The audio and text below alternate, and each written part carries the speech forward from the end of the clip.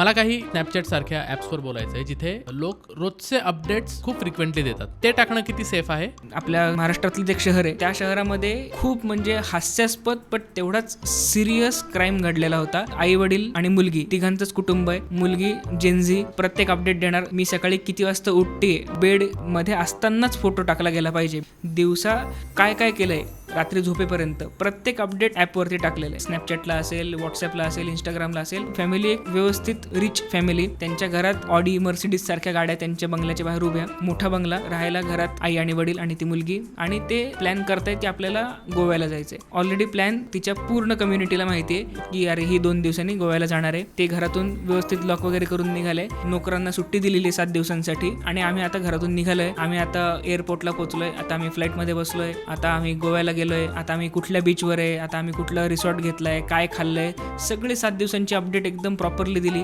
आम्ही आता परत घरी परत आलोय आणि आता घराचा दरवाजा ओपन आहे आणि घरात काहीच नाहीये. इव्हन ही सुद्धा अपडेट दिली गेली आहे आणि घरात एकही वस्तू शिल्लक नाहीये. बापरे, पूर्ण घर लुटून नेलेलं आहे त्या 7 दिवसात. तिच्या आई वडिलांना पूर्ण शॉक. ही मुलगी अजूनही अरे आमच्या घरात चोरी झाली याची पण तिने अपडेट दिली आहे त्या मुलीने. शेजारचे जेव्हा आले तेव्हा इतका मोठा शॉक बसला. शेजारचे म्हणे तुमची बदली तर झाली होती ना, तुम्ही परत कसं काय आले? बापरे. ते म्हणे अहो माझा बिझनेस आहे, माझी बदली कसं काय होईल? तर ते म्हणे अहो तुम्ही गेल्यानंतर 2 दिवसानंतर 3 ट्रक आल्या, मूव्हर्स अँड पॅकर्सचे युनिफॉर्म घातलेले लोक होते. आम्ही स्वतः हात लागू लावलाय. सगळे घरातले वस्तू, सामान, एकूण एक गोष्ट आम्ही स्वतः ट्रकमध्ये भरून दिली, त्यांना मदत केलेली आणि ते निघून गेले. साहेबांची बदली झाली म्हणून. ऑफिशियली 3-4 ट्रक घेऊन ते लोक मूव्हर्स अँड पॅकर्सच्या नावाखाली आले. पूर्ण बंगला लुटून नेला. एकही गोष्ट ठेवलेली नाही. शेवटी त्या चोरांमधल्या एकाने नोट लिहून ठेवलेली होती की तुम्ही खूप फिल्टर वापरता, त्याच्यामुळे तुमचा रिअल ब्युटी आम्हाला दिसत नाहीये. त्या नोटवरून कळालं की हा सगळा प्रकार त्यांना कुठून कळालेला आहे. रिअल टाइम त्यांना अपडेट मिळत होती की घरात कुठे काय आहे. तिला जो कोणी स्ट्रिक्टली फॉलो करत असेल तो एक पूर्ण त्याच्याकडे त्याच्या घराचा मॅप बनवू शकतो इतकी तिने इन्फॉर्मेशन दिलेली होती. आणि ही फक्त एका इंस्टाग्रामच्या किंवा रिअल टाइम अपडेट दिल्याच्या चुकीमुळे, जे फक्त आणि फक्त सायबर अवेअरनेस नसल्यामुळे घडलेलं.